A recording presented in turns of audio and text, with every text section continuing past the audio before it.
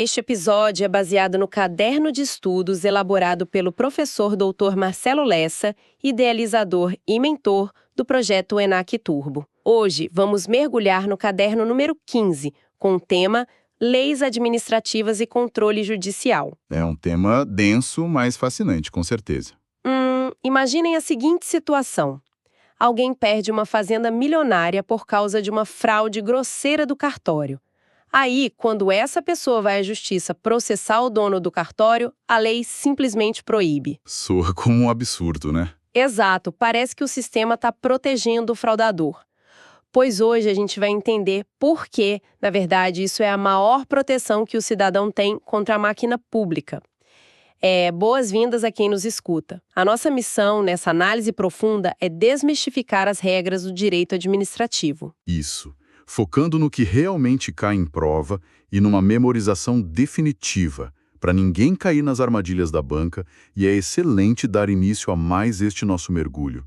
Entender como o Estado controla as coisas, pune e é responsabilizado, não é só para passar na prova. Com certeza não. É para entender o funcionamento da própria máquina pública, sabe? É focar no porquê das coisas.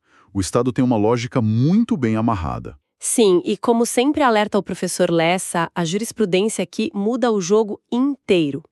A lei é a base, mas as decisões dos tribunais são o que realmente define as regras. Então, antes de falarmos de agentes públicos sendo punidos, a gente precisa entender o poder que o Estado tem sobre a propriedade privada. Literalmente sobre o terreno das pessoas. Isso. O Estado tem esse poder de intervir, com restrições, ou até suprimir a propriedade de vez. Mas a grande questão é, por que ele tem esse poder todo? Bom, o Estado não toma a propriedade por pura maldade ou capricho. Tudo gira em torno da imperatividade da função social e da supremacia do interesse público.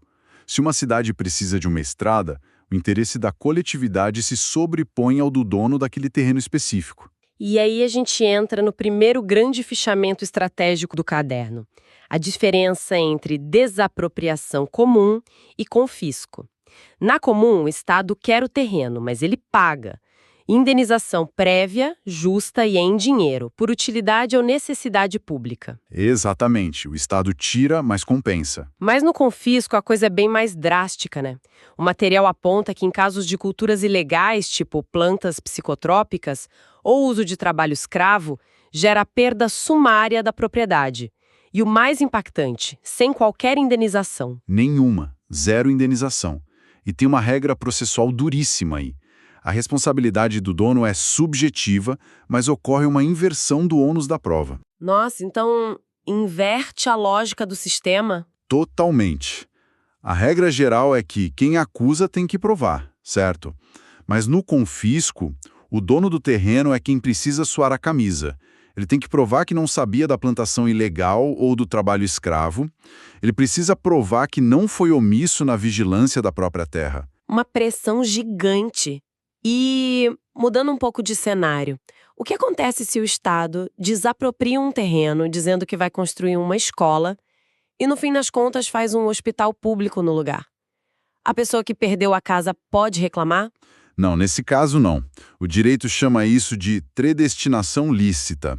Predestinação é só uma palavra chique para mudança de destino. A finalidade mudou de escola para hospital, mas o interesse público foi mantido, então não há restituição. Ah, faz sentido. Mas e se o prefeito pega esse mesmo terreno desapropriado e repassa para uma empresa privada construir um shopping de luxo, sem nenhum interesse público? Aí o cenário vira uma predestinação ilícita. O interesse público sumiu. E é exatamente isso que gera o direito de retrocessão. O ex-dono pode ir à justiça exigir a propriedade de volta, pagando o preço atualizado, claro. Brilhante. Agora, saindo da perda total da propriedade, vamos falar de quando o Estado só usa ou restringe o bem. As bancas adoram misturar servidão, ocupação e requisição. E eu gosto de usar analogias. A servidão administrativa, por exemplo, é como deixar a prefeitura passar um cano de esgoto gigante no terreno de alguém para sempre. É uma ótima analogia. A servidão é um uso permanente, como um gasoduto ou uma torre de energia. O dono continua sendo dono, mas tem que suportar aquela instalação estatal. E a indenização só acontece se essa instalação causar algum dano real. E a ocupação? A ocupação é como emprestar o terreno vizinho só enquanto a obra da prefeitura dura, tipo, guardar tratores lá. Acabou a obra, eles vão embora. É um uso transitório. Perfeito, transitório e de apoio a obras públicas. E a terceira, a requisição, é o modo emergência, né? Total. É o Estado pegar o carro de alguém no meio da rua porque tem um fugitivo perigoso armado correndo. Tem um perigo público iminente. É uma medida autoexecutória, o policial não pede licença. Isso mesmo. E a indenização, nesse caso, é ulterior, ou seja, paga depois, e só se houver dano. Se o policial devolver o carro intacto, o Estado não deve um centavo. E já que estamos nesse bloco, precisamos reforçar a pegadinha clássica do tombamento. Ah, sim, a proteção do patrimônio histórico. Exato. O tombamento de um casarão antigo, por regra, não gera indenização. O Estado não paga nada ao dono, a não ser que essa restrição cause o esvaziamento econômico total do bem. Se a pessoa não puder fazer absolutamente mais nada que gere valor ali, aí sim cabe indenização. Senão é só uma limitação de uso. Excelente alerta para quem nos escuta. Bom, a gente viu que o Estado intervém bastante, mas e se, durante essas intervenções ou serviços, o Estado causar um prejuízo a alguém? A conta chega para quem? O agente público ou o Estado? Aí entramos na teoria da dupla garantia. E isso nos leva àquele cenário da sua introdução, que é o rol de ouro do STF, os temas 940 e 777. Peraí. Vamos destrinchar isso bancando um pouco advogado do diabo. Se um escrevente do cartório erra feio na documentação e eu, digamos, perco a minha fazenda, eu não posso processar o dono do cartório direto? Isso não é blindar o tabelião e deixar a vítima na mão? Essa é a primeira impressão de muita gente. Mas o tema 777 do STF tem uma genialidade por trás. A regra não foi feita para proteger o cartório, foi feita para proteger a vítima. Proteger a vítima impedindo ela de processar quem errou. Exatamente. Pensemos bem, o Estado tem o que chamamos de bolsos-fundos, tem dinheiro garantido. Um servidor público ou até um delegatário pode não ter patrimônio para pagar uma indenização de milhões. Se a vítima processar o servidor direto, ela pode até ganhar, mas não vai levar. Ah, entendi. O famoso ganha, mas não tem como cobrar. Isso. Então a vítima é obrigada a processar exclusivamente o Estado, e isso se baseia na responsabilidade objetiva, a teoria do risco administrativo. A vítima não precisa provar que o Estado teve culpa, só precisa provar o dano e o nexo causal. A garantia de receber é muito maior e mais rápida. Nossa, o professor Lessa destaca isso de forma brilhante no caderno. Então a vítima resolve a vida dela com o Estado. Mas e o servidor que fez a fraude, ele sai impune? De jeito nenhum. O Estado paga a vítima e imediatamente vira as baterias para o servidor, movendo a chamada ação de regresso. Só que aí a natureza da responsabilidade muda. Ela passa a ser subjetiva. O Estado vai ter que provar o dolo ou a culpa desse agente para pegar o dinheiro de volta. É uma dupla garantia mesmo. Garante a vítima e depois garante o cofre público cobrando do agente. E já que você mencionou dolo e culpa do agente, isso é o gancho perfeito para a gente entrar no terreno perigoso da Lei de Improbidade Administrativa, a LIA. Ah, a famosa Lei 8.429, que sofreu uma reforma imensa, diga-se de passagem. Sim. E o ponto central aqui é a extinção da culpa. Com a nova lei, acabou a improbidade culposa.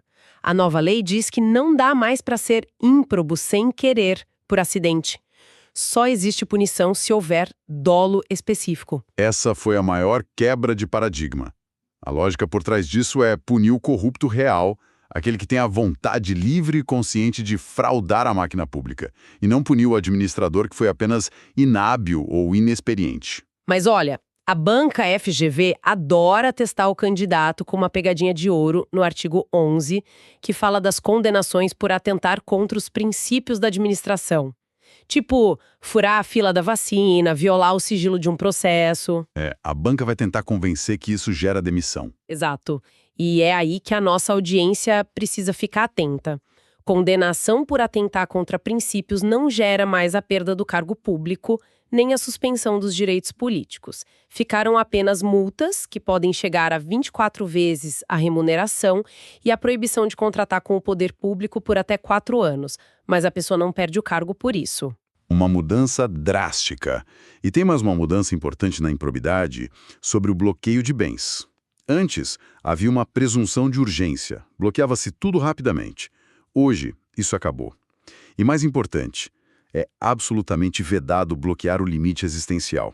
Limite existencial de até 40 salários mínimos na poupança, certo? Isso mesmo.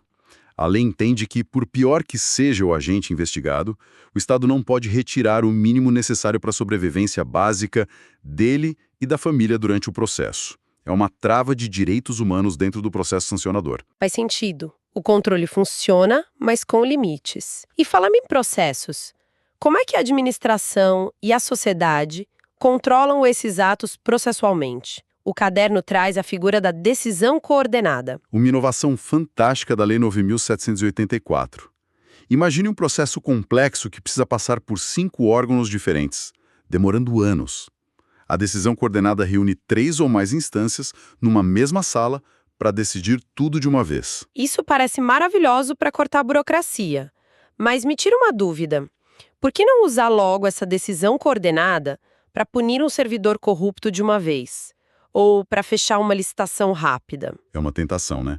Mas a lei proíbe expressamente. Não pode usar em processos de licitação e muito menos em processos punitivos e sancionadores. Por causa do direito de defesa? Exatamente. Punições exigem o devido processo legal em todas as suas etapas. Exigem recursos, instâncias diferentes, a chamada segregação de funções. Você não pode juntar os investigadores e os juízes numa sala e decidir uma demissão sumária. É uma garantia democrática inegociável. A pressa não justifica um tribunal de exceção. Perfeito. E quanto ao tempo que o Estado tem para anular os próprios erros, a chamada decadência administrativa? A regra de ouro da decadência é que o Estado tem 5 anos para anular atos que beneficiaram terceiros de boa-fé. Se passou esse prazo, o ato se consolida. O cidadão ganha paz de espírito. Mas tem o pulo do gato. E se for comprovada a má-fé desse terceiro? Tipo alguém que falsificou um documento para conseguir uma aposentadoria. Aí a má-fé corrói o benefício do tempo. Se houver má-fé comprovada, esse prazo de 5 anos simplesmente desaparece. O Estado pode anular a fraude a qualquer tempo, mesmo 20 anos depois. Ótimo. Agora vamos para um detalhe processual bem específico que cai muito em prova. As câmaras de vereadores e a súmula 525 do STJ. Muita gente pensa que a Câmara é um órgão independente que pode processar qualquer pessoa. É um erro muito comum. A Câmara de Vereadores não tem personalidade jurídica própria. Quem tem a CNPJ, quem é de fato a pessoa jurídica, é o município. Então a Câmara não pode entrar na Justiça para cobrar um imposto ou fechar um contrato externo? Não pode. O que a Câmara tem é apenas a personalidade judiciária. E ela é restrita.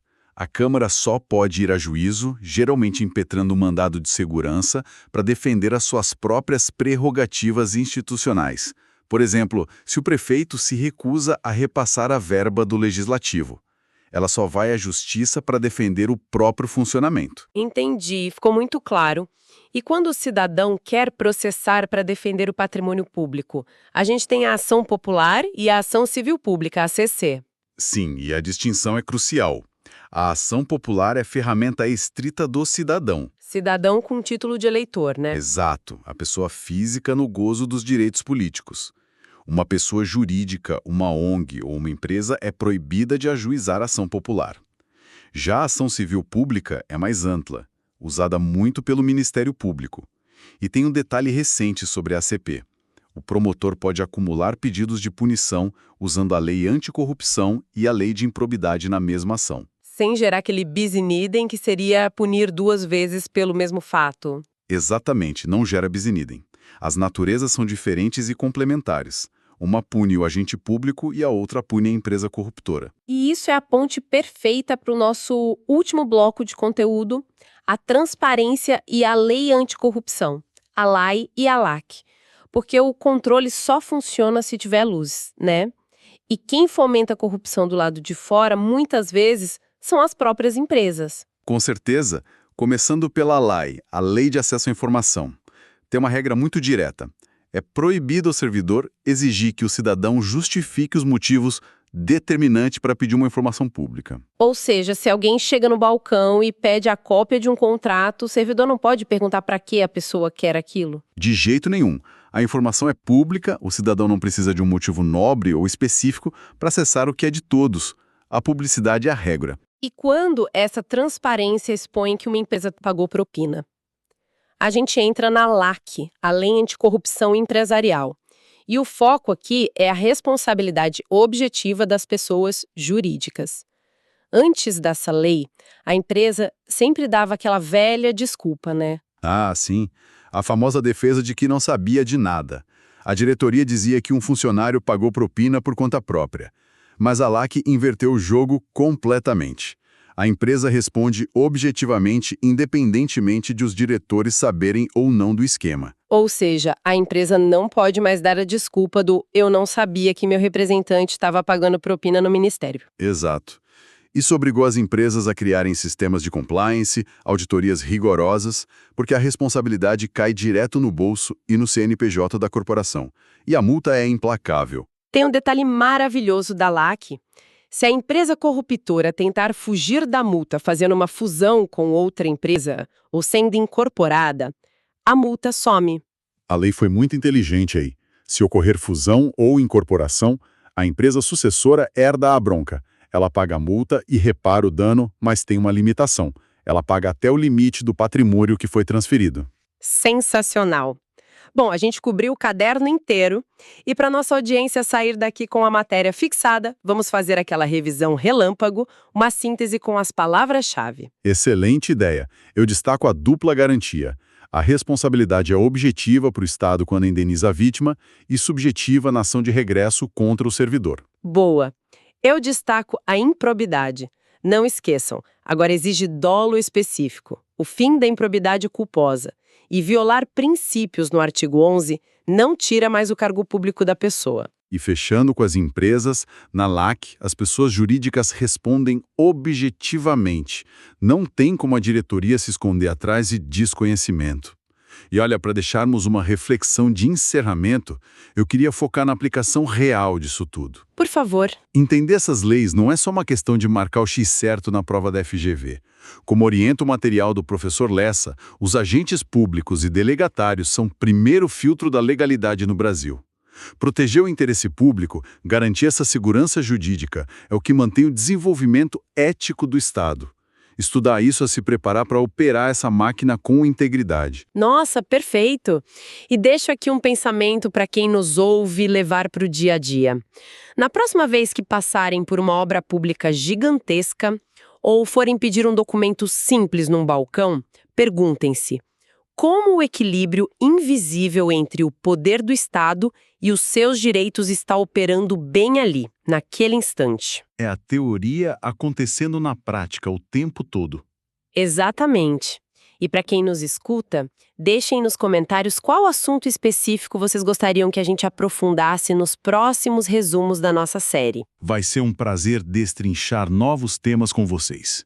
Podcast produzido a partir do conteúdo do projeto ENAC Turbo, sob autoria e orientação do professor Dr. Marcelo Lessa. Se esse conteúdo te ajudou, não esqueça de se inscrever no canal e ativar o sininho das notificações, assim o YouTube te avisa imediatamente assim que o próximo resumo for liberado. Até a próxima!